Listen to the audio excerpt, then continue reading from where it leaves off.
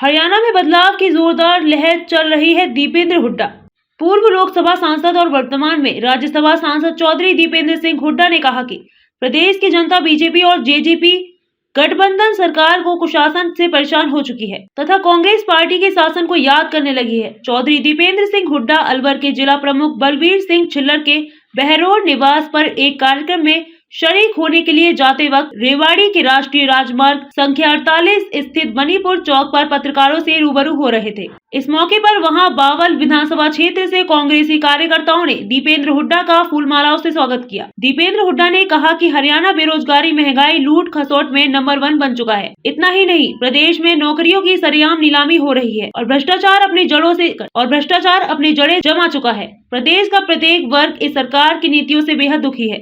जनता भय के साए में जी रही है। सरकार व्यापारियों और किसानों की कोई सुध नहीं ले रही है। ई टेंडरिंग पर सरपंचों के विरोध का पूरा समर्थन करते हुए उन्होंने कहा कि गांव में विकास सरपंच को करना है, इसलिए सरपंचों पर ऐसी नीतियां लागू नहीं होनी चाहिए। दीपेंद्र हुड्डा ने कहा कि प्रदेश की जनता अब कांग्रेस पार्टी के शासन को याद करने लगी है और आने वाला समय कांग्रेस का है। उन्होंने कहा कि राहुल गांधी की भारत जोड़ो यात्रा को जोरदार समर्थन मिला और अब हाथ से हाथ जोड़ो यात्रा को लेकर जनता में उत्साह है। अगले चरण में इस यात्रा को लेकर विशेषकर हरियाणा वासियों में बेहद उत्साह है।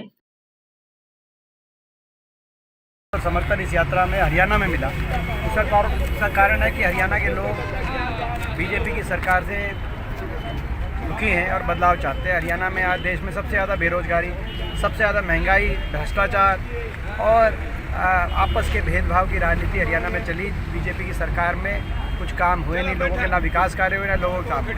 आज लोग दुखी हैं, लोग बदलाव चाहते हैं। कांग्रेस पार्टी की तरफ हरियाणा में देख रहे हैं। चौधरी भूपेंद्र सिंह हुड्डा जी के राज को भी याद करते हैं लोग और इसीलिए जब राहुल जी की यात्रा हरियाणा में आई तो एक अभूतपूर्व स्वागत राहुल जी का किया गया। अब अगले चरण में हमारी हाथ से हाथ जोड़ो यात्रा है। इस यात्रा में और इस अभियान में हम हर गाँव में जाने का काम करेंगे।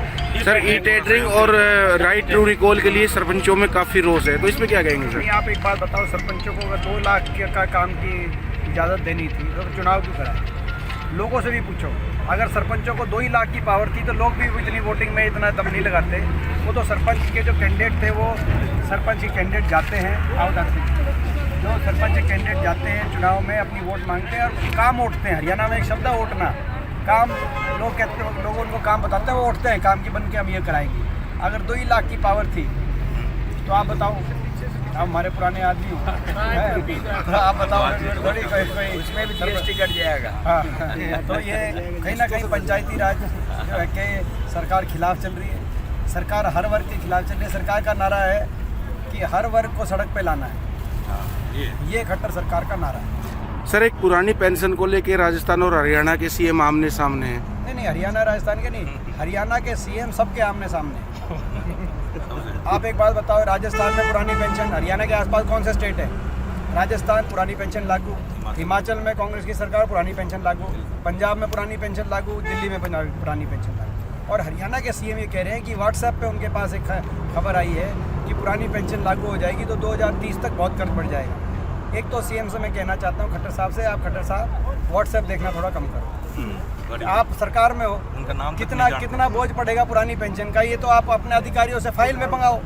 आप व्हाट्सएप पढ़ के क्यों बता रहे हो प्रदेश को? तो खैर, बाकी सारे प्रदेशों में अगर लागू हो सकती है पुरानी पेंशन, राजस्थान, पंजाब, हिमाचल, दिल्ली, छत्तीसगढ़, तो हरियाणा के लिए एक ऐसी स्टेट क्यों बचे? तो ये तो खट्टर साहब बताएं।